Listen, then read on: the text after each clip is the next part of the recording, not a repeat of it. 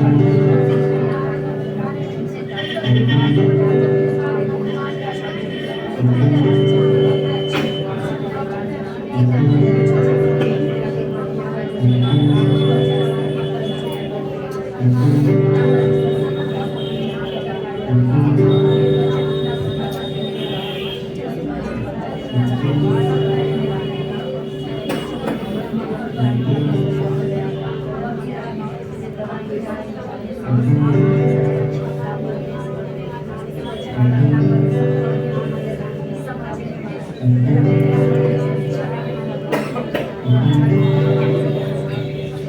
सारी विनती प्रार्थना तेरे इकलौते बेटे प्रभु यीशु मसीह के नाम में मांगते, पूरी चर्च जोर से बोले आमीन। जोर से तारीफ करो परमेश्वर की, जोर से हालेलुया। आप सभी को जय मसीह। बाइबल में लिखा कि बिना पवित्र मन के आप परमेश्वर को देख नहीं सकते, क्योंकि उसके वचन में लिखा मत्ती में शुद्ध मन वाले परमेश्वर को देखेंगे। हालेलुया। परमेश्वर को देखेंगे का मतलब क्या है? क्या परमेश्वर आपको घर में बैठा हुआ दिखेगा? नहीं। परमेश्वर को देखने का मतलब ये है कि आप हर उस काम को जो आप देखना चाहते हो, जो आत्मिक है और बिब्लिकल है, उसको आप होता हुआ देखते हो जब तुम क्या करते हो, शुद्ध मन से जीवन व्यतीत करना शुरू कर देते हो। हालेलुया। कितनों को मेरी बात समझ आ रही है? जितना आपका मन शुद्धता की तरफ बढ़ता चला जाएगा, जितना आपका मन पवित्रता की तरफ चलता चला जाएगा, उतनी चीजें आपके लिए आसान हो जाएगी। जिन चीजों के लिए संघर्ष करना पड़ता है, जिन चीजों के लिए बड़ी प्रेशर लगाना पड़ता है, वो चीजें बहुत आसान हो जाएगी।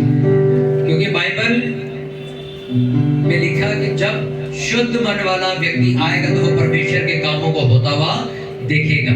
आप मेरे पड़ोसी को बोलो, शुद्ध मन वाले परमेश्वर को देखेंगे। मतलब परमेश्वर के कामों को देखेंगे। आमीन। हालेलुया। आप जितना भी प्रेयर करो, आप जितना भी बाइबल पढ़ो, जितनी भी आप फास्टिंग करो, अगर आपकी लाइफ में एक पवित्र जीवन नहीं, या फिर आपका पवित्र जीवन खराब हो गया और आपने उसको ठीक नहीं किया, तो आपकी वो प्रेयर वेस्ट हो जाएगी, आपकी बाइबल पढ़ना वेस्ट हो जाएगा, आपका उपवास रखना वेस्ट हो जाएगा। हालेलुया। मैंने आपको बताया लास्ट संडे कि पवित्र जीवन सिर्फ वही नहीं है जो आपको लगता है कि सिर्फ एक व्यक्ति व्यभिचार करे तो ही गंदा होगा, अदरवाइज वो गंदा नहीं होगा। आप हर वो चीज जो परमेश्वर के खिलाफ है, जो बाइबल के खिलाफ है, हर वो चीज जब आप करते हो तो बाइबल में लिखा वो चीजें आपको अपवित्र कर देती, आपको अशुद्ध कर देती। हर वो चीज जो बाइबल के खिलाफ है, चाहे वो झूठ बोलना भी हो सकता है, वो परमेश्वर के अलावा किसी दूसरे बाबे के पास जाना भी हो सकता है, परमेश्वर की कोई आज्ञा को तोड़ना, किसी नियम को तोड़ना भी हो सकता है। हर वो चीज जो बाइबल के खिलाफ चलेगी वो आपको उस टाइम गंदा कर देगी, अशुद्ध कर देगी। हालेलुया। कितनों को बात समझ आ रही है? लूका उसका 4 उसका 1 से हम पढ़ेंगे, सभी जन वचन निकालेंगे।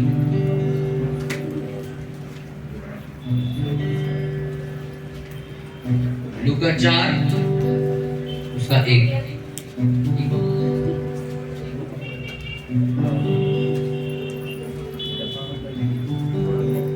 लूका 4 उसका 1 हम वचन पढ़ेंगे।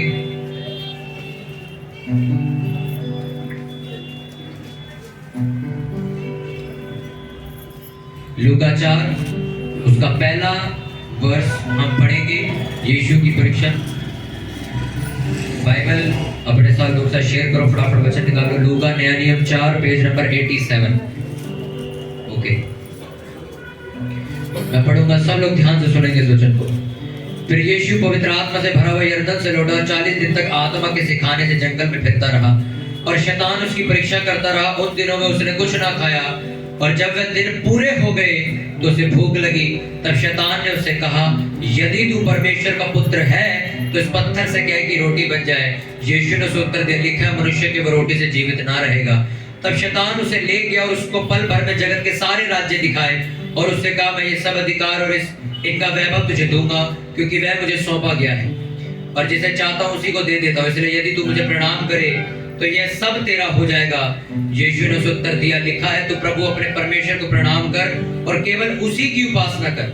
तब उसने उसे यरूशलेम में ले जाकर मंदिर के कंगूरे पर खड़ा किया और उससे कहा, यदि तू परमेश्वर का पुत्र है तो अपने आप को यहाँ से नीचे गिरा दे, क्योंकि लिखा है, वह तेरे विषय में अपने स्वर्गदूतों को आज्ञा देगा कि वह तेरी रक्षा करें और वह तुझे हाथों हाथ उठा लेंगे, ऐसा ना हो कि तेरे पाँव में पत्थर से ठेस लगे।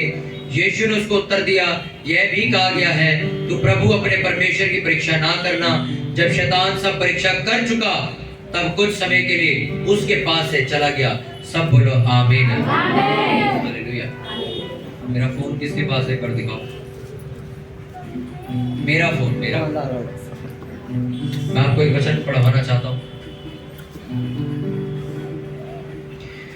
इस वचन को अपने साथ पड़ोसी के साथ एक साथ पढ़ेंगे, एक से। फिर यीशु पवित्र आत्मा से भरा हुआ, सभी जन पढ़ेंगे इस वचन को जोर से।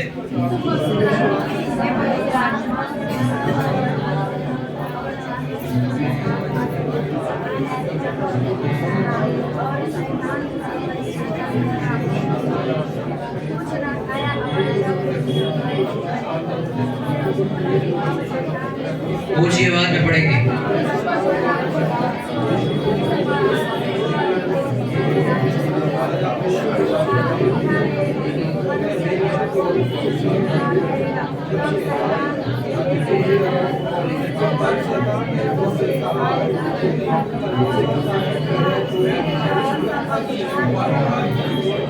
हालेलुया।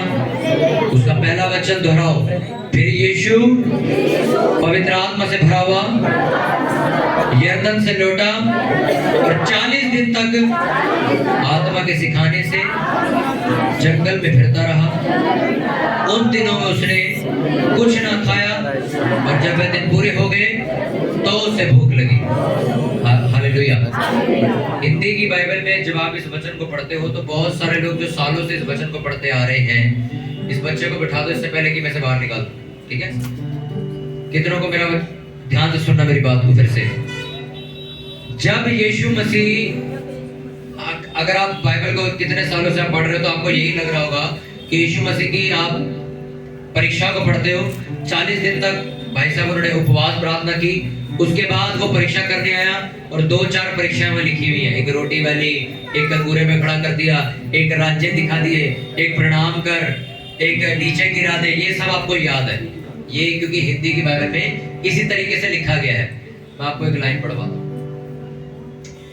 इंग्लिश की बाइबल में अगर आप इस वचन को पहली लाइन को पढ़ो तो उसमें लिखा, being tempted for 40 days by the devil and in those days he ate nothing।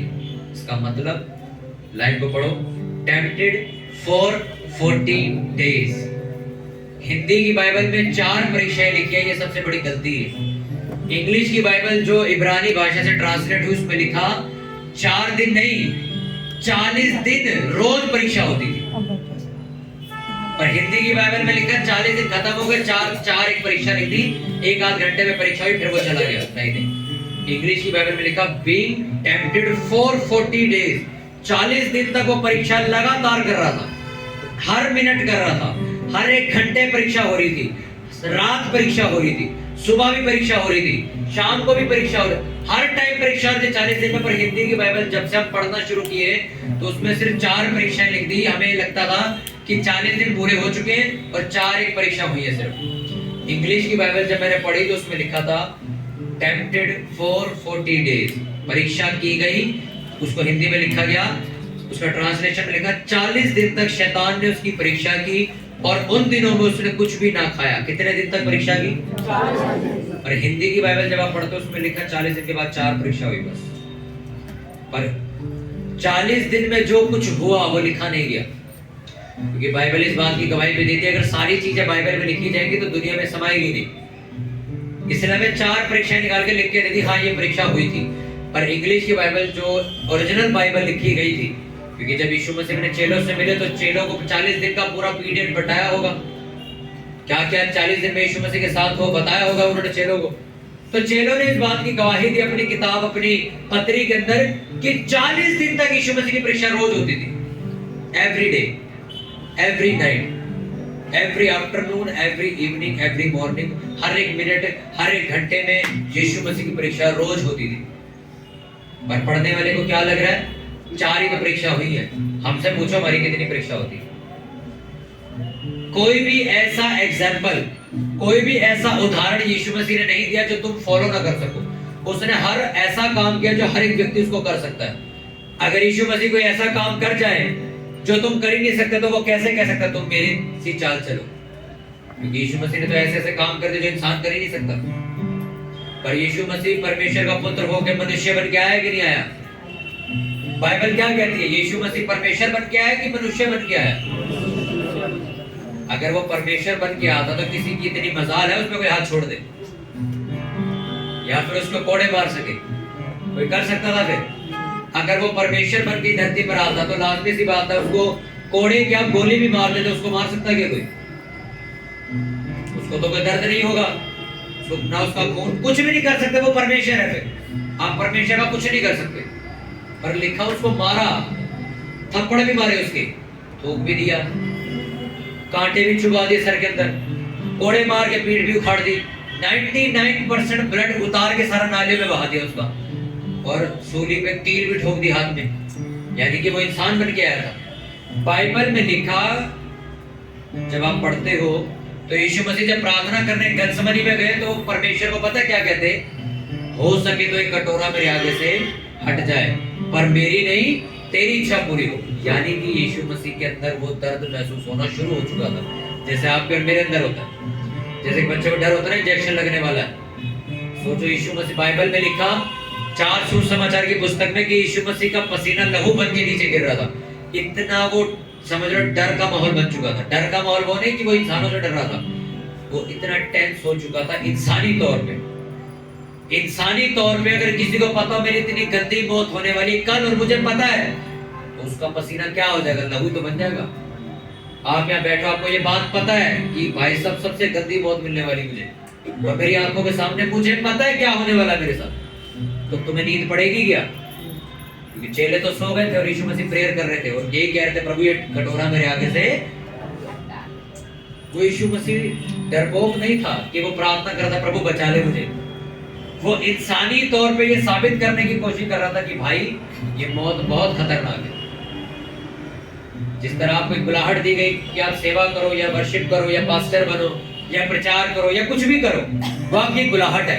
उसको करने के लिए बहुत सारे सताव आपको झेलने पड़ते हैं, पर आप क्या कहते हैं परमेश्वर को? प्रभु काम तो तेरा मुझे करना ही है, पर थोड़ा रियायत कर दियो कि कहीं कोई मुझे सड़क पे मार ना दे, कहीं 20 लोग मिलके मुझे ना मारे। एक डर बना रहता अंदर। अब इसका मतलब ये तो नहीं कि आप डरपोक हो, प्रचार करने तो निकल रहे हो, पर एक कहीं ना कहीं आपके अंदर एक ख्याल रहता है कि मेरे साथ ये हो सकता है। हालेलुया। बाइबल में लिखा यीशु मसीह की परीक्षा हुई 40 दिन तक। मैंने आपको बताया पिछले संडे, शैतान आपकी परीक्षा तब नहीं करता जब तुम्हारे पास कुछ नहीं है, वो तब करता जब तुम्हारे पास कुछ है। उसको अगर देख रहा है कि ये प्रेयर करती है तब वो परीक्षा करेगा। उसको पता ही ना चर्च जाती ना प्रेयर करती, तो वो तुम्हारे घर आएगा क्या करने? तो वो पहले ही आपके घर बैठा है, वो परीक्षा करके क्या करेगा तुम्हारी? वो पता है पहले गिरा हुआ ही। और वो परीक्षा कब करता है? जब उसे पता होता है कि अगर मैंने परीक्षा नहीं की तो ये काम हो जाएगा। तो सोचो, जब आप एक नॉर्मल एक आधा एक घंटे की प्रेयर करते हो, एक अच्छा जीवन जीते हो, चर्च जाते हो, अपना दशमांश देते हो, बाइबल पढ़ते हो, उपवास पढ़ते हो, ये सब काम करते हो, तब भी शैतान तुम्हारी जान नहीं छोड़ता और वो चाहता है कि तुम पाप करो, तुम अपवित्र जीवन जियो, तुम पवित्र जीवन ना जियो। तो सोचो, जब शैतान को ये बात पता है कि पुराने नियम से जिस मसीहा का वर्णन होता आ रहा है वो यही है, इसकी वजह से पूरी दुनिया उद्धार पाएगी, इसकी वजह से हर व्यक्ति पाप से बाहर निकलेगा, इसकी वजह से मेरा राज्य खत्म हो जाएगा, तो क्या उसको वैसे ही छोड़ देगा? जब आप, मैंने कहा 1 घंटे की जब आप लोग प्रेयर करते हैं उनको नहीं छोड़ता, तो यीशु मसीह जिसने पूरे जगत का उद्धार करना उसको वो कैसे छोड़ सकता है? मैं आपको सच बात बताऊं, उन 40 दिनों के अंदर हर 1 मिनट बाद वो परीक्षा करने आता होगा, क्योंकि उसको पता है अगर इसको नहीं गिराया तो मैं गया फिर। अब सोचो, ने पूरी एड़ी चोटी का जोर लगाया होगा 40 दिन के अंदर। पुराने नियम से लेकर प्रकाशित वाक्य तक आज तक इतनी खतरनाक परीक्षा किसी की नहीं हुई होगी जितनी उसने 40 दिन में यीशु मसीह की करी थी। हालेलुया। कितनों को बात समझ आ रही? इंग्लिश की बाइबल में लिखा टेम्पटेड फॉर 40 डेज। एक दिन परीक्षा नहीं हुई, 40 दिन तक रोज परीक्षा होती थी, रोज आता था वो। अब आपको क्या लगता है, अरे यीशु मसीह तो परमेश्वर है, वो थोड़ी पाप में गिरेंगे। अगर वो पाप में गिर ही नहीं सकता तो शैतान करने गया था। अगर यीशु मसीह को पाप में गिराया नहीं जा सकता था कि भैया कंफर्म है ये तो परमेश्वर है, ये गिरेगा ही नहीं, तो शैतान आएगा क्या करने पे? उसको तो पता है गिरेगा ही नहीं। लाजमी सी बात में तुम्हें समझाता हूँ, क्या शैतान यहोवा परमेश्वर को जाके व्यभिचार में गिरा सकता है? परमेश्वर हमें क्षमा कर, ऐसी बात बोल रहे, ऐसा हो सकता है क्या? उसे पता है यार वो यहोवा मुझे नरक की झील में फेंकने वाला वही है, उसको ये बात पता है। और उसको पता मैं इंसान को पाप में गिरा सकता हूँ, इसलिए वो इंसान के पास आता है, परमेश्वर के पास नहीं जाता वो। पर जब वो यीशु मसीह के पास आया तो ये बात साबित हो गई कि यीशु मसीह अपने परमेश्वर वाले रूप में नहीं थे, वो इंसान थे उस वक्त। इसलिए शैतान कहता है इसको मैं गिरा सकता हूँ, क्योंकि यीशु मसीह इतने सुंदर थे। अगर 10,000 यहूदी इकट्ठे होते थे एक जगह पे तो सबसे सुंदर यीशु मसीह होते थे वहां। और ऊपर से वो अपनी जवानी की उम्र में थे, जब वो इस परमेश्वर की डिलडोल में बढ़ रहे थे, तब वो अपनी जवानी की उम्र में थे और सुंदर भी थे। तो क्या उसने उसे व्यभिचार नहीं दिखाया होगा? तुम्हें क्या लगता है, जो राज्य और वैभव दिखाया, वैभव और राज्य शौहरत क्या होती है? उस टाइम पे एक राजा के पास एक वाइफ नहीं होती थी, 100 दासियां होती थी, 100 वाइफ होती थी, 100 रखेल होती थी। इस तरीके से लोग पहले चलते थे पुराने नियम में। उसने वो सब कुछ दिखाया उसे, ये सब दे दूंगा तुझे। आप ये मत सोचो कि आपको नशे की आदत है तो बार बार तंबाकू आपके आगे आता है। सर वो यीशु मसीह को भी दिखाया गया, व्यभिचार उसे भी दिखाया गया, उसे भी ऑफर दिया गया था नशा कर ले। पर जो वचन मुझे समझाने के लिए परमेश्वर ने कहा वो मैं आपको बताने आया हूं कि उन 40 दिनों में जितनी भी कठिन परीक्षा हुई हो, उन 40 दिनों में हमारा यीशु मसीह गिरा नहीं। हालेलुया, गिरा गया क्यों? क्योंकि यीशु मसीह अपनी पवित्रताई को डिफेंड कर गए, अपनी पवित्रताई को सिक्योर कर गए, अपनी पवित्रताई को संभाल गए, अपने आप की उन्होंने रक्षा करी। मैंने आपको कहा ना, कई लोग बोलते हैं हम कैसे पवित्र बन सकते? अरे आप नहीं बन सकते, ये बात तो मेरे को भी पता, सबको ही पता। मैंने आपको क्या बताया? घर साफ हो गया, साफ बना के रखना तुम्हें, कि नहीं? साफ कौन करेगा? साफ तो वही करेगा, बना के कौन रखेगा?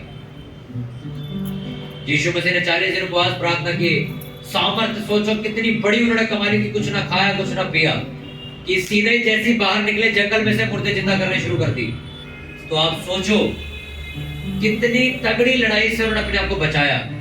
उसने कोई छोटी मोटी परीक्षाएं नहीं की होगी, मैं आपको सच कह रहा हूं, इस बात को समझो मेरी।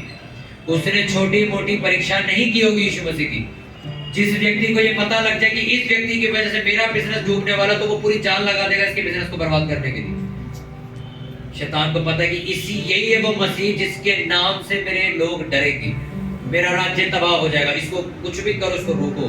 पर वो यीशु नासरी को गिरा नहीं पाया, क्योंकि लिखा उसने अपनी एड़ी के तले उसको रौंद दिया। आपको क्या लगता है वो 40 दिन तक की परीक्षा थी? उसके बाद नीचे देखो क्या लिखा 13वें वचन में, जब शैतान सब परीक्षा कर चुका तब कुछ समय के लिए उसके पास से चला गया। लिखा है कि नहीं? क्या लिखा है? कुछ समय, ये नहीं लिखा सदा के लिए चला गया। क्या लिखा? कुछ समय के लिए चला, यानी कि वो फिर आया वापस। 1-2 महीना नहीं आया, तीसरे महीने फिर आया। और आप पूरी बाइबल पढ़ो, यीशु मसीह के पास शैतान आया, चाहे वो किसी के जरिए आया, चाहे वो पतरस के जरिए आया कि प्रभु तू ना मर, मैं तेरे लिए मर जाऊंगा। तब यीशु मसीह का शैतान मेरे आगे से दूर हो जा। तो उसकी बुराहट थी जो वो पूरी कर, वो कहता तू, मैं ना पूरी करूं, तू कैसे कर सकता है? आपको क्या लगता है? शैतान से 40 दिन के लिए आया था, छोड़ दिया उसने फिर। हालेलुया। लिखा वो कुछ समय के लिए चला गया, यानी कि वो दोबारा वापस आया था, वो फिर वापस आया था करने के लिए परीक्षा। यीशु मसीह ने साबित किया कि तुम्हें अपनी पवित्रता की रक्षा खुद करनी, तुम्हें अपनी सामर्थ्य की रक्षा खुद करनी, तुम्हें अपने अभिषेक की रक्षा खुद करनी। हालेलुया।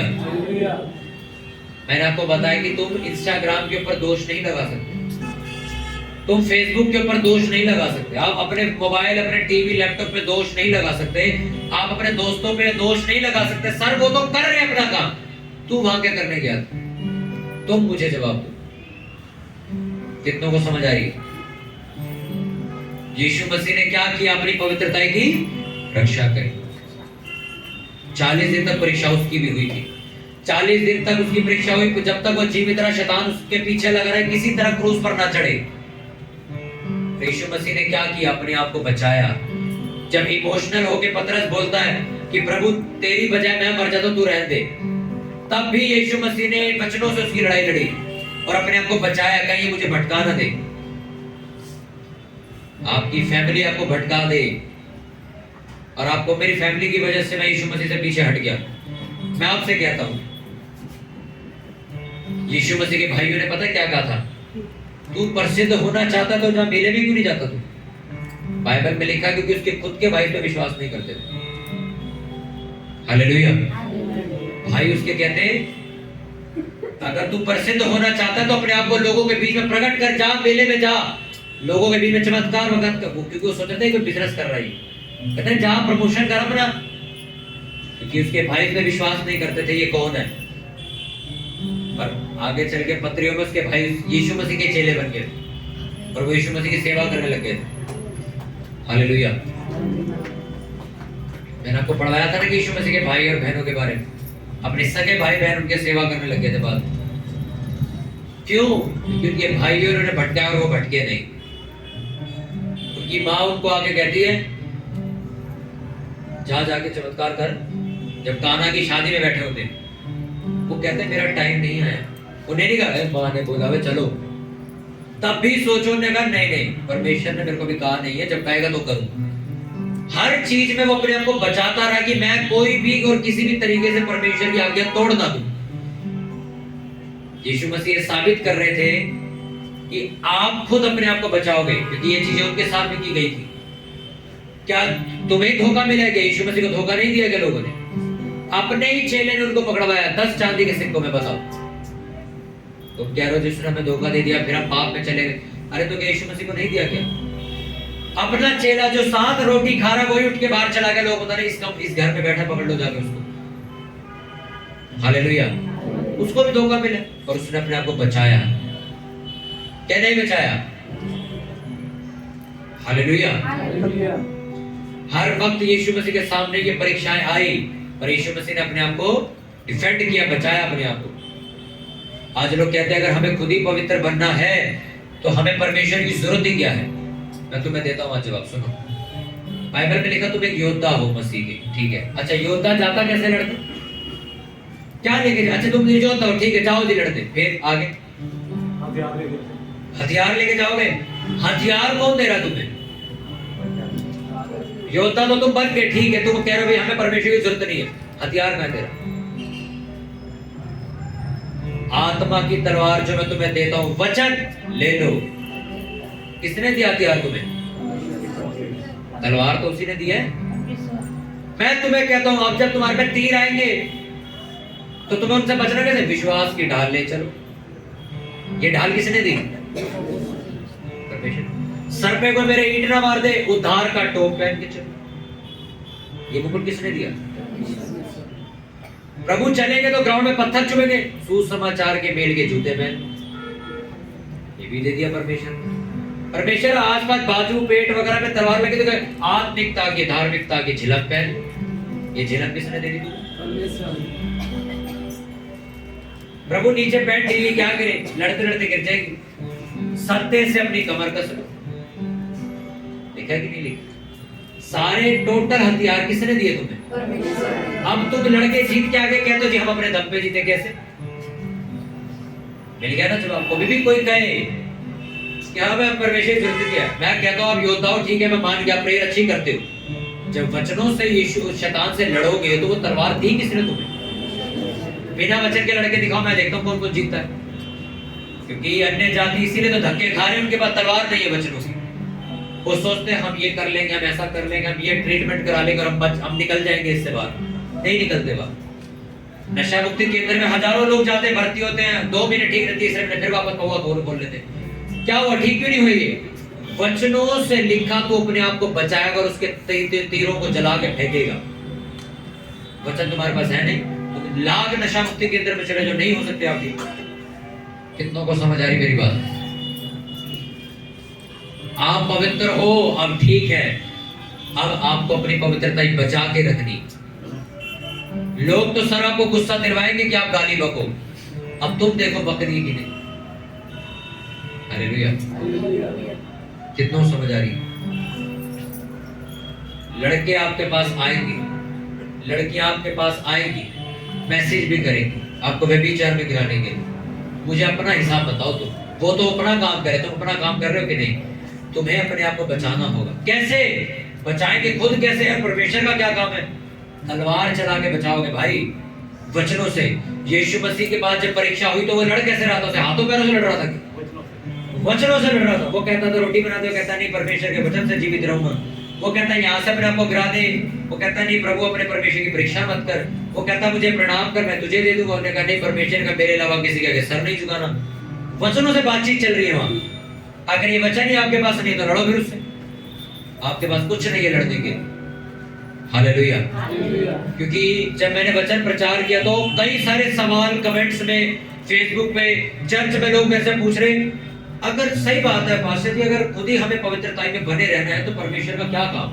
ये तो हम पहले ही कर लेते। मैंने इस सवाल को परमेश्वर से पूछा, परमेश्वर सही बात है, पूरा आंसर दे मुझे, आधा मत दे। फिर परमेश्वर ने जवाब दिया, इफिसियों 6:10 में लिखा है, आत्मिक हथियार मैं तुम्हें दूंगा, योद्धा तुम हो, मैं तुम्हें हथियार दूंगा। बिना हथियार के योद्धा किसी काम का है क्या? फिर आपको हम 2023 में थप्पड़ों वाली लड़ाई लड़ेंगे बॉर्डर पे, हो सकता है क्या? पुराने टाइम में थप्पड़ मार मार के लड़ाई लड़ रहे, जितने ज्यादा मारे वो मर गया।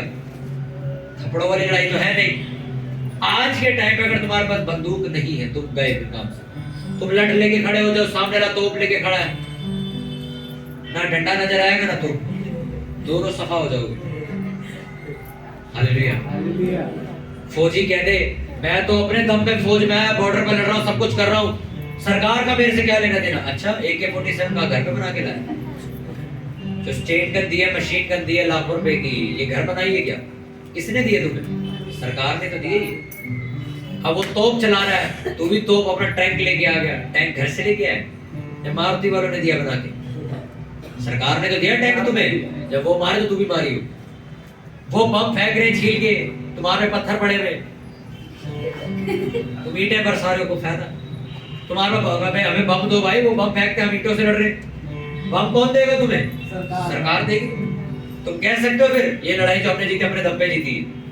नहीं, आप खड़े हो लड़ाई में, बस आपको सपोर्ट परमेश्वर ही कर रहा है पीछे से। आपको जो हथियार पहुंचा रहा है वो परमेश्वर पहुंचा रहा है। हमारा हथियार बंदूक नहीं, हमारा वचन है, हम जिससे लड़ते हैं। और हमारी लड़ाई फिर इंसान से नहीं है, उस आत्मा से जो इंसान के पीछे बैठी हुई। आपका हस्बैंड नशे करके आपसे लड़ रहा है, उससे लड़ाई थोड़ी है, उस आत्मा के पीछे पड़ जाओ जो उससे नशा करवा रही।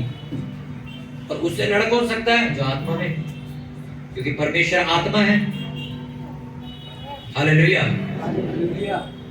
तुम उस बंदे से बहस कर रहे हो, उससे बहस करके कोई फायदा नहीं, क्योंकि वो नहीं लड़ रहा, आत्मा लड़ रही है। उससे लड़ने के लिए तुम्हें आत्मा में आना पड़ेगा। कितनों को समझ आ रही है? हालेलुया। इस वचन के दौरान मैं आपको यही समझाना चाहता हूं कि परमेश्वर ने अपनी सामर्थ्य, अपनी बुलाहट, अपनी पवित्रता को क्या किया? बचाया। परीक्षा उसकी भी हुई थी, तुम्हारी अकेले की नहीं होती। मैं आपको सच कह रहा हूं, आज आप सब कुछ छोड़ने का विचार करोगे, सोमवार वो फिर आपकी परीक्षा करेगा, मंगलवार फिर परीक्षा करेगा, बुधवार उसका अटैक हल्का हो जाएगा। आपको पता है ये बात? मैं आपको बताता हूं, अगर किसी चीज से आप बाहर नहीं निकल रहे हो, आपको 50% उसे काबू करना, अपने शरीर पर काबू करना। क्योंकि लिखा, जो आप सुबह प्लेज पढ़ते हो, सुना है ना उसमें वचन, कुरिन्थियों का क्या वचन है वो? हम सारी भावनाओं को जो मसीही के खिलाफ उठती है उन्हें कैद करके मसीह का आज्ञाकारी बना देते हैं। वो भावनाएं जो उठती है गंदी, उन्हें काबू करके क्या करते हैं? मसीह का आज्ञाकारी बना देते हैं। काबू कौन करेगा? तुम ही करो। पर आपको भी, मैं तो काबू कर ही नहीं पा रहा। वो 50% जो सपोर्ट है काबू करवाने के लिए, वो परमेश्वर देता है। तुम्हारी प्रेयर, तुम्हारी फास्टिंग, तुम्हारा बाइबल पढ़ना, चर्च जाना, ये तुम्हें सपोर्ट करता कि मैं लड़ जाऊंगा इससे। हालेलुया। आप एक दिन काबू करते नहीं चलाऊंगा फेसबुक, भाग जाओ कमरे से अपने। दूसरा दिन भी आपने काबू नहीं दूंगा, गाली जा देखी जाएगी। तीसरे दिन, चौथे दिन, पांचवा दिन आते आते वो अटैक इतना हल्का हो जाएगा, तुम आराम से नहीं करो, चलो आराम से हरा दोगे उसको। और 8-10 दिन बाद आप कहोगे यार वो अटैक होना बंद हो गया, क्योंकि शैतान आपके ऊपर तब तक अटैक कर रहा है जब तक आपका शरीर आपके काबू में नहीं। उसको जब पता लग जाएगा भैया 3 बार क्या, 3 बार इसने नहीं किया, चौथी बार वो हल्का पड़ जाता है। और 10 दिन बाद तुम खुद चलाना चाहोगे इंटरनेट, इंस्टाग्राम, तुम खुद नहीं चला पाओगे, तुम्हें आदत खत्म हो चुकी होगी। मैं सच बता रहा हूँ ये बात। हालेलुया। आपको अपने आप को बचाना होगा। इंस्टाग्राम हम भी खोलते हैं, हम भी देखते हैं, उसमें 1000 गंदे तरीके की वीडियो आती है। हम क्या करते हैं, रील अपनी डाली वचन की, वापस आए अनइंस्टॉल किया बाद। हमें अपने आप को बचाना भाई। वो तो अपना काम कर रहा है, इंस्टाग्राम, इंटरनेट अपना काम कर रहा, वो नहीं रुकेगा। तुम्हारे में से कोई उठ के कहे मैं केस कर दो, केस आपके जैसे 1000 केस पड़े, नहीं रुकेगा। ये करते रहेंगे लोग, ये गलत चीजें डालते रहेंगे नेट के ऊपर आपका टाइम वेस्ट करने के लिए। आप सोचो कि मुझे क्या करना है, मैं यूट्यूब पे वचन सुनने जा रहा हूँ या फिर फिल्मी गाना सुनने जा रहा हूँ। तुम्हें लगता है कि इस वीडियो को देखने के दौरान ये सब चीजें भी आ जाती, तो आप देख क्यों रहे हो? हालेलुया। कुछ दिन तक आपको लड़ना पड़ेगा खुद प्रेशर लगा के, और कुछ दिन बाद ये चीजें आसान हो जाएगी, अपने आप लड़ाई चलेगी फ्री, अपने आप वो लड़ेगा, अपने आप हारता चला जाएगा। एक 10, 15, 20 दिन बाद तो तुम कहोगे यार मेरे को ऐसा अटैक होता भी था, आज खत्म हो चुका है। आपको आना ही बंद हो जाएगा क्योंकि आप जीत चुके हो। सिर्फ 4 दिन लड़ाई नहीं लड़ पाते लोग। अभी जाएंगे, अभी परीक्षा होगी, अभी गिर जाएंगे। अरे लड़ना तो शुरू करो, मरने मारने लड़ाई पे तो उतरो, करो तो सही उपवास प्रार्थना रात दिन के, करो शरीर को काबू किसी तरह। खा के कितने मोटे हो गए, बेड छोटे पड़ के डबल खरीद खर्चा करा रहे हो घर वालों का। वजन कम करो। मेरे को लोग कहते हैं 2021 में बड़े हेल्थी थे, अब नहीं हो। मैंने कहा फिर बेदारी भी तो उतनी आ रही है जितना हमारा शरीर खत्म हो रहा है। शरीर बना लो, तगड़े हो जाओ, चर्च में परमेश्वर काम नहीं करा, क्या फायदा शरीर, कोई फायदा नहीं। हालेलुया। हमें रिवॉर्ड मिला ना सरियाम सड़क पे 25 दिसंबर को, क्या नहीं मिला? सारे पास्टर्स ने मुझे कहा रे बड़ी उपवास प्रार्थना कर दी, क्या तेरा शरीर तुमने हल्का कर लिया है। ये फोटो मैंने भेजी, मैं कहा ये रहा मेरा उपवास कर दे, रखो। हालेलुया। कोई भी चीज जो आप परमेश्वर के लिए बोलो, उसने पहले लिखा है मैं 100 गुना करके वापस दे दूंगा तुम्हें। मैं अपने पास रख के क्या करूंगा? तुम अपना शरीर दे रहे हो, टाइम दे रहे हो, आप रात को अपनी नींद खराब कर रहे हो, 1-2 घंटा जागते हो, प्रेयर करते हो, लोगों के लिए, चर्च के लिए, देश के लिए प्रे करते हो, वो तुम्हें ऐसे थोड़ी छोड़ देगा। हाँ बस ये है कि वो बाकी बाबाओं की तरह काम नहीं करता। 100 रुपए चढ़ाओ, झाड़ा लगाओ, काम सफल, कोई काम नहीं करता। झुग्गी बनने में, महल बनने में फर्क। 13 दिन में एक छप्पर डालो, घर तैयार। महल बनाने के लिए भाई साहब 5 साल लगेंगे, तसल्ली से अपने घर में रहो, हमें बनाने दो। परमेश्वर ऐसे काम करता है। वो नहीं चाहता तुम 1 महीना पवित्र जीवन जियो और दूसरे महीने फिर पाप में गिरो। वो तुम्हें लठ पवित्रता देना चाहता है कि सदा मरते दम तक तुम पवित्र रहो। इसलिए वो आज तुम्हें जानबूझ के रोज परीक्षा में डालता है, तुम्हें मजबूत करने के लिए। रोज मजबूत करता है, रोज लड़, रोज जीत, रोज लड़, रोज जीत। रोज लड़ाई करेगा, रोज जीतेगा, तो एक दिन ऐसा कि तू इतना मजबूत हो जाएगा, तेरे सामने पाप सजा के रखा जाएगा, तब भी तुझे हाथ नहीं लगाएगा, क्योंकि लड़ लड़ के तेरे हाथ पक्के हो चुके हैं। हालेलुया। हालेलुया। कितनों समझ आ रही है ना? ये नहीं समझ। परमेश्वर आपको 1 महीने का ड्राइवर नहीं बनाना चाहता। वो जानबूझ के चाहता तू ठोक गाड़ी में, कोई चक्कर नहीं, तू चला। वो कोई ड्राइवर होता है, कोई नहीं, सारा ठोको, कोई दिक्कत नहीं, चलाना सीखो, पर ठोक दो गाड़ी, कोई दिक्कत नहीं, पर चलाएगा तू ही। अब तू तोड़ फोड़ जो मर्जी कर, ऐसे सीखेगा तू, सीख जाता। मेरे दोस्त ने मुझे ऐसे कहता भाई स्कूटी तेरी, इसको तोड़ के आग लगा, तू पैसे वाला बहुत था। कहते स्कूटी तेरी, तोड़ दे, फोड़ दे, कुछ भी कर दे, इसका तू ही चलाएगा इसको। मेरे को आती नहीं थी। मैं 10 कदम स्कूटी लेके जाता था, 2 बंदों में दे के मारता था, फिर किसी मंजी में घुसा देता था, फिर किसी दुकान में घुस जाता था लेके। ऐसे मेरे को रोज रोज आता था दोपहर में, चल ये चले। तो उसकी गाड़ी, उसका मरगाट सब टूट चुका था। कहते एक ही बार ठीक कराएंगे, तू चला। और जिस दिन आगे चला दी, उस दिन उन्हें गाड़ी ठीक कराई, आज तक आ गई। समझो उस दोस्त के दिमाग क्या था। अगर ये सोच के गाड़ी चलाई जाए स्क्रैच न लग जाए, तो सर आप दिल्ली में रहते हो कैसी बातें कर रहे हो, आप स्क्रैच ना भी मारो खड़ी गाड़ी आपकी तोड़ जाएंगे। यहाँ तो वो हाल है। अगर तुम ये नहीं चाहते मेरी गाड़ी में स्क्रैच लगे थोड़ी सी, तो फिर तुम सीख नहीं सकते। अगर आप किसी को नई गाड़ी चलाते हुए देखो तो भाई साहब उसने किसी की तोड़ी है, पहले किसी की स्कूटी पे हाथ साफ किया उसने, अब अपनी नई लेके आया, किसी और का बेड़ा कर करके आया, पहले वो अपनी नई खरीद के लेके आया। अब आप सोचो शैतान मेरी परीक्षा ना करे, मेरे को कोई तंग ना करे, कोई रुकावट ना, सपनों में मेरे को तंग ना करे, कोई मेरा काम ना फंसे, बिल्कुल सही तरीके से सब कुछ चलता रहे। मैं आपको सच बताऊं गाड़ी चलाना कभी नहीं सीख पाओगे। हालेलुया। कितनों को समझ आ रही? लोगों को मसीहत में लगता है प्रेयर कर ली हम कामयाब हो गए। ये कामयाबी तो दुनिया भर के पास है कामयाबी। ये कामयाबी देने के लिए उन्होंने कहा मैं पूंछ नहीं सर बनाऊंगा। सर का मतलब इतना इज्जत और इतना आदर तेरा महल्ले में ले आऊंगा, तू खुद हैरान हो जाएगा क्या हो रहा है। इसके लिए तुम्हें बुलाया है। हम जानते हैं ना, कभी दीदी और मैं नहीं कर रहे होते तो अपने धर्म के ना नारे लगाते लोग हमारे आगे। अभी हम जा रहे थे थोड़े दिन पहले, हमारे आगे दो लड़के निकले, जानते थे मैं, तो अपने धर्म के नारे लगाने लग गए। तो मैं दीदी को कह रहा, मैं कहा ये बुरा मानने वाली बात नहीं है, ये सोच के खुश हो कि इनको डर है हमारा, हमें देखते ही नारा लगाता ही। समझे मेरी बात? तो तुम्हें देख के अपनी चीजों के नाम लगाने लग जाए ना, तो समझ जाओ वो डरता है तुमसे, तुम्हारा असर पड़ रहा है उसको। इसका मतलब अंबानी का बेटा आया और अंबानी को कहता है कि मैंने 1 लाख रुपए का फोन खरीदा है। तो अंबानी कहता है कि भाई क्या बड़ी बात है इसमें। कहता अपनी कमाई से खरीदा है 1 लाख रुपए का फोन, खुश होना चाहिए भाई, बाप को खुश होना चाहिए। 1 लाख अपने दम पे मैंने फोन खरीद लिया। कहता है ये कोई खुशी नहीं है। कहता ये कोई बात, कहता चल मैं तेरे को हिसाब लगाता हूँ। हमारा पड़ोसी है, उस पड़ोसी के पास जा और उसको जाके बता ये बात, फिर आइए मेरे पास। कहता ठीक है। वो चला गया पड़ोसी। अब उनके पड़ोसी भी हमारे वाले थोड़े जो झाड़ू पोछे के लिए लड़े, उनके पड़ोसी भी करोड़पति अरबोपति होते। वो गया, वो भी बहुत बड़ा बिजनेसमैन। कहता अंकल देखो मैंने 1 लाख रुपए का फोन खरीदा है, अपनी कमाई से खरीदा है। तो उसने कहा पड़ोसी ने, अरे तो बहुत अच्छी बात है, बहुत बढ़िया बात है, आपने अपनी कमाई से खरीदा, बहुत अच्छी बात है। खुश हो गया, वो वापस आ गया। तो अंबानी को कहता है कि वो तो खुश हो गया, तुमने कहा था चेक करो, देखो तो खुश है, तुम ही नहीं हो खुश। कहता अभी तू कामयाब भी नहीं हुआ, तू जीरो पे खड़ा हुआ अभी। कहता आपने उसके बाद भेजा, वो तो खुश है। कहते वो पड़ोसी क्या जो तुम्हारी कामयाबी से न जले, खुश है ना वो तुझसे? हाँ, तो कामयाब थोड़ी हुआ। फिर जिस दिन वो तुझसे सड़ेगा ना उस दिन आइए,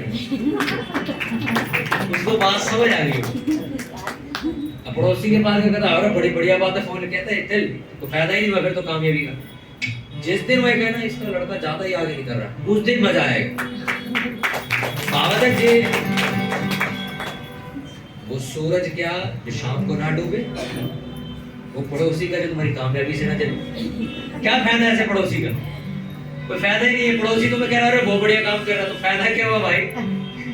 जब वो ये कहने अच्छा मेरा लड़का 10 कमाता है, इसका 1 लाख कमा रहा, उस दिन समझ जाओ तुम कामयाब हो रहे। आज मैंने कहा ना मसीहत में जब लोग आ जाते, तुम्हारे घर कलेश नहीं हुआ तो तुम मसीहत में नहीं गए। तुम्हारे घर वाले खुश है तुमसे, ऐसा कैसे हो सकता है? शैतान खुश है तुमसे? हाँ सही है, ज्यादा है। अब मैं सही बताऊं, कई लोगों को देखना वो ऐसी चर्च में जाते हैं, उनके घर वाले पता कहते हैं यश पास्टर की चर्च में नहीं जाना, उसमें चला जा, यहाँ नहीं जाएगा तू, वहां चला जा, कोई दिक्कत नहीं, मेरे को यहाँ नहीं जाएगा। वो लड़का बता कह रहा, खुद कहते वो कैथोलिक चर्च है, वो ये है वो है, वहां चला जा, यहाँ नहीं जाएगा। अब सोचो, दिमाग लगाओ, वो कह रहा है चर्च चला जा, यहाँ नहीं जाएगा। उसको पता है वहां तो तू जा जो मर्जी, वहां कोई प्रेयर नहीं, कुछ नहीं, ना तुम्हें कोई टोकेगा ना रोकेगा, जा तू मेरा भी बन के रहेगा, यीशु मसीह का भी रहेगा। यहाँ पे तेरे को लुथी उतार देंगे, या इधर हो जा या उधर हो जा, इसलिए यहाँ नहीं जाना, उधर चला जा। यहाँ के लड़के ने बताया कि मेरे को, कहता मेरे पापा खिलाफ नहीं यीशु मसीह के, मैं फिर कहता, वो कहते ये इस लड़के की चर्च में नहीं जाना, किसी दूसरी चर्च में जाओ, क्या नहीं जाना। मैं कहूँ पापा नहीं बोल रहे, वो कोई और बोल रहा है। उसको ये बात पता है, ये उस वहां जाएगा तो क्या होगा, यहाँ होगा तो क्या होगा। यहाँ पे प्रेयर कराएंगे, घुटने लगवाएंगे, उपवास रखवाएंगे, भूखा रखवाएंगे, मैं काम कर नहीं पाऊंगा। हालेलुया। आपको अपनी पवित्रता की रक्षा करनी है तब तक जब तक तुम्हारा पड़ोसी ये ना कहे भाई बढ़िया, या फिर कहे यार ये ज्यादा ही आगे निकल रहा है, उस दिन मजा आएगा। सेवा करी तो ऐसे करो कि सर दूसरे लोग आपसे जले, उनको प्रभाव पड़ना चाहिए कुछ कर रहा है। यहाँ पे सड़क पे निकलते ना नारे लगाते लोग, मैं खुश होता हूँ। मैं कहा ये बात तुम ये साबित नहीं कर रहे हो कि मुझे नारा लगा के मुझे दबा रहे हो, तुम ये साबित कर रहे हो कि भाई जो तुम काम कर रहे हो उससे हमें असर पड़ रहा है, थोड़ा कम कर दे अपना काम। तुम ये साबित करते हो मुझे। हालेलुया। पवित्रता की रक्षा कौन करेगा? कौन करेगा? क्योंकि बाहर वाला आएगा, बाहर वाला तो सर कीचड़ फेंकने आएगा, तुम्हें अपना घर बचाना कि वो कीचड़ अंदर ना जाए। हालेलुया। कौन बचाएगा? आपके घर में कोई गली का कुत्ता ऊपर आ जाता है और आपने पोछा लगा, भगाते हो ना उसको, ये कि तो अपना भी कोई ना कोई बचा लेगा इसको। खुद भगाते हो, दरवाजा बंद करके आते हो, ऊपर ना आ जाए कुत्ता, ऊपर बरांडा गंदा ना कर दे। उसी तरह सर आपका जीवन है, कुत्ते आएंगे, तुम दरवाजा बंद करके रखो, उनका काम है आना। वो बाहर खड़े होकर फिर देखते भी रहेंगे, फिर भौंकते भी रहेंगे, तुम दरवाजा मत खोलना बस। कितना समझ आ रही है? कभी अभी हम चर्च में बैठे देखा ना, कुत्तों पर आए थे मेरी आवाज सुन के, अब हमें दरवाजा बंद करना पड़ता फटाफट, उनका काम है वो आएंगे। इसलिए परमेश्वर का कुत्तों से सावधान रहो, ये शैतान है, वो आएगा, आज नहीं आएगा, कल नहीं आएगा, 10 दिन बाद आएगा, उसका काम है। तुम्हें क्या लगता है तुम्हें भूल गया क्या? वो उसे दिख रहा है ये प्रेयर कर रहा है, उसे पता है इस इलाके में कौन प्रेयर कर रहा है, उसे पता है इस इलाके में कौन प्रचार कर रहा है, उसे पता है इस घर के अंदर ये लड़की है जो एक टाइम अपना घर बदल देगी अगर ये ऐसी चलती रही तो। इसको रोको किसी भी हालत में, इसके घर कलेश कराओ, पैर तोड़ो इसका, कुछ भी करो, एक्सीडेंट कराओ, जो इसको गवाही मिली है वो गवाही दोबारा खराब कर दो, उसको चर्च जाने से रोको। उसका काम है, तुम अपना काम करो। यीशु मसीह के पास 40 दिन तक आया या फिर एक दिन आया था? 40 दिन तक आया, 40 दिन तक यीशु मसीह उससे लड़े और अपने आप को बचा के रखा। तुम्हें अपने आप को बचा के रखना, अपने परिवार के लिए, अपने देश के लिए, आने वाले वंशों के लिए। क्योंकि आज जो तुम गलती कर रहे हो वो करना शुरू कर देंगे नहीं तो। आज तुम चर्च नहीं आओगे, कल तुम्हारे बच्चे तुम्हारे चर्च नहीं आएंगे, फिर तुम दुखी होगे। आज तुम अपने गांव घूमने चले होगे, बच्चे भी जब अभी गांव जा रहे हैं, फिर तुम कहोगे मेरे बच्चे यार चर्च नहीं जाते, प्रेयर नहीं करते। फिर तुम दूसरों के बच्चों को बढ़ता हुआ देखोगे और अपने बच्चों को लानते दोगे कि तू कुछ नहीं कर पाया। सर उनकी गलती नहीं है, आपकी गलती। जिस उम्र में सबके पास शैतान आ रहा था, उस उम्र में आदम ने अपने बच्चों को चर्च भेजा और तुमने अपने गांव भेज दिया। तुम खुद छुट्टी पे थे, तुम जॉब पे चले गए, तुम गांव शादी में चले गए। पवित्रता ही बचा के रखनी है। शादी के 10 कार्ड तुम्हारे घर आए, तुम्हें डिसाइड करना होगा किस में जाना किस में नहीं। क्यों? तुम्हें अपने आप को बचा के रखना है कि नहीं। सारी कुछ मैंने पास्टर्स को देखा है, मैं सच बताऊं, आप इस चर्च की गवाही देते हो वो सच्ची है, हम नहीं जाते कहीं। मैं पास्टर्स के स्टेटस देखता हूँ, जड़ा थड़ा उन्हें कार्ड देके जाता और जड़े थड़े की शादी में होते हुए, कुछ उन्हें नहीं पता हम पास्टर हैं, हमें भाई साहब प्रेयर में रहना है, हमें अपनी सामर्थ बचा के रखनी, हम ऐसे पब्लिक में नहीं जा सकते जहाँ डीजे बज रहे। मैं कहता यार तुम क्या पास्टर हो, कलीसिया भी वही कर रही, तुम भी वही कर रहे हो। मैं स्टेटस रोज देखता हूँ। अभी शादी का सीजन शुरू हो गया, एक पास्टर का ऐसा कोई स्टेटस जिसको ना देखे। और मेरे पास वो लोगों के भी नंबर है जो बड़े बड़े सिंगरों को आप सुनते हो, एक शादी में मैंने नहीं देखा उन लोगों। मेरे बड़े बड़े पास्टर्स के मेरे पास नंबर है जिनको आप यूट्यूब पे सुनते हो, एक बार उनका मैंने स्टेटस में देखा कि वो शादी में गए। किसी शादी वाले बंदे ने कहा ये बंदा, ये पास्टर, ये सिंगर हमारी शादी में आया था, इसलिए आज आप उनको यूट्यूब पे सुनते हो, इन लोगों को आप स्टेटस में देखते हो। फर्क है दोनों में। ये लोग इसलिए व्हाट्सएप पे सिमट के रह गए और वो लोग दुनिया में प्रचार कर रहे। अरे आपके घर में आया, आपको देखना है यार अन्य जाति एक बंदे की शादी, ठीक है, ज्यादा करीब का है तो जाना पड़ेगा, तो एक काम करो यार हम नहीं जा रहे, तुम वो बड़े लोग तुम चले जाओ। अच्छा क्रिश्चियन चलो भी सारे चलो, कोई दिक्कत नहीं, क्रिश्चियन नहीं। हमारे घर में आता हम देखते आधे से ज्यादा 90% कार्ड हमारे आग में लगते, उसको जला दो। हम देखते यार ये तो ये बुआ के लड़के का, तो फिर मम्मी पापा चले जाओ, हम नहीं जाते तब भी। हमें पता है हम क्या काम करने के लिए आए। शादियों में बैठे हैं, डीजे सामने बज रहे हैं, शराबें चल रही है और हम वहां बैठे अपनी बेइज्जती करा रहे हैं। हम पास्टर हैं। आप क्रिश्चियन हो, आपको अपनी इज्जत खुद बनानी आनी चाहिए। जब तुम किसी शादी में जाओ तो पूरे शादी को पता लगना चाहिए ये कोई क्रिश्चियन आदमी बैठा हुआ, ये बंदा कुछ कर नहीं रहा। हर शादी में तुम गोलगप्पे खाते दिखते हो, टिक्की खाते दिखते हो लोगों को, कोई तुम्हारी इज्जत नहीं करेगा। कोई, मैंने कहा ना, तुम अपने बाप की इज्जत नहीं करते तो लोग तुम्हारे बाप की इज्जत कोई नहीं करेगा। हालेलुया। समझ आ रही कि नहीं? शादी फंक्शन, अब तो लोग बर्थडे पार्टी में भी बुला लेते हैं। बर्थडे पार्टी में पहले नहीं बनाते, पहले बर्थडे पार्टी बनने लग गई, बैंक्वेट हॉलों में बर्थडे मनाते। आपको समझ में रखना ही होगी अपनी एक चीज कि मैं किस लिए बुलाया गया हूं। जब मुझे प्रेयर करने का टाइम है तो मुझे पता है अगर मैं यहाँ गया तो मेरा 3 घंटे गए और आने के बाद इतनी थकावट होगी मैं प्रेयर नहीं कर सकता। तो इससे अच्छा है कि मैं बधाई जाऊं। फोन पे हम तेरे को बधाई दे देंगे, कोई दिक्कत। पवित्रता की रक्षा कौन करेगा? आप फोन चलाओ, कोई दिक्कत नहीं। आप लैपटॉप चलाओ, कोई दिक्कत नहीं।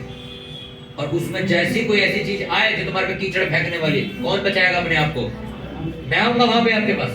आ रहा हूँ मैं भैया, रुक के मैं आ रहा हूँ, टेंशन मत लो भाई, फेंक दे इसको, फेंक दे। हालेलुया। मैं नहीं आऊंगा, चर्च का कोई व्यक्ति नहीं आएगा, तुम अकेले होगे उस टाइम।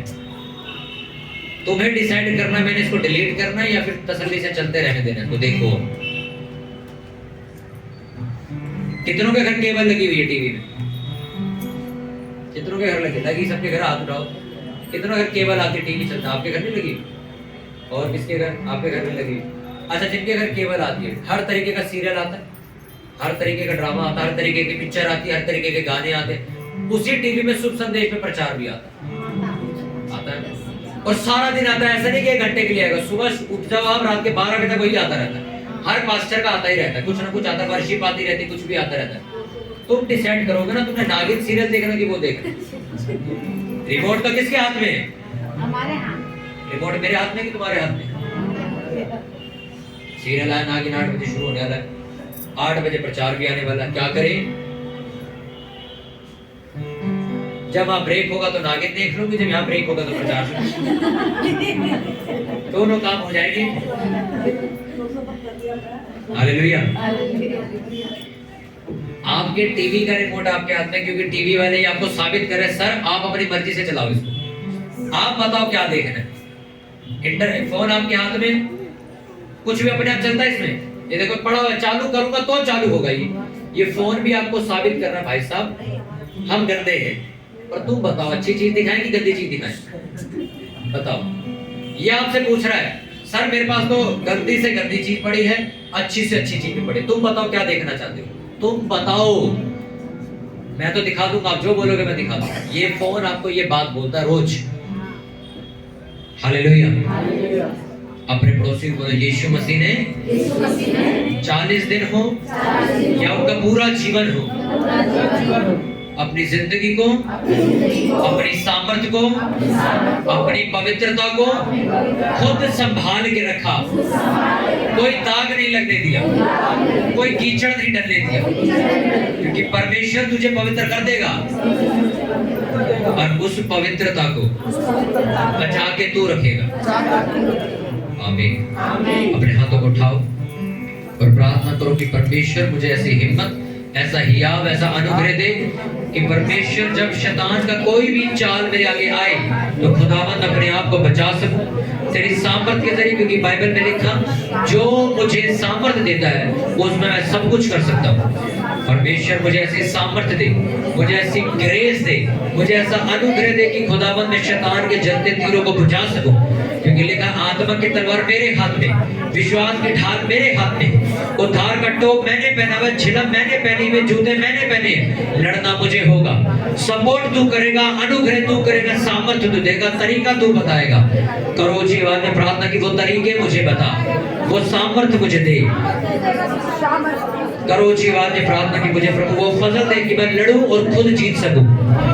क्योंकि ये संसार तो मुझे गंदा करना चाहता है और खुदावंद अपने आप को पवित्र और शुद्ध बनाए रखूं। ऊंची आवाज में प्रार्थना करो, अपनी आंखें बंद करके ये पावरफुल प्रेयर आपकी। अपने हाथों को उठाओ। Thank you Lord Jesus.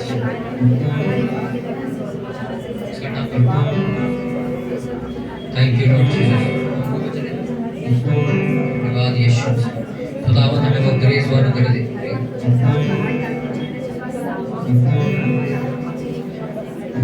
कि खुदावंद आत्मा हमें भरे, मजबूत करे, हमें वो अनुग्रह दे कि खुदावंद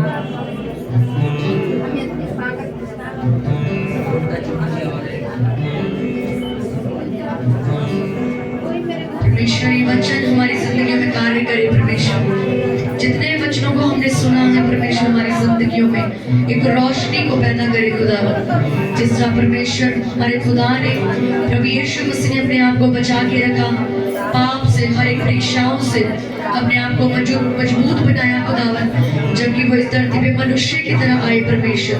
उन्होंने साबित किया कि जब वो सबको सहन कर सकते तो एक मनुष्य यानी हम भी इन सभी चीजों को सहन कर सकते हैं। जब उन्होंने कोई बहाना नहीं बनाया परमेश्वर, हम भी कोई बहाना ना बनाए खुदावंद।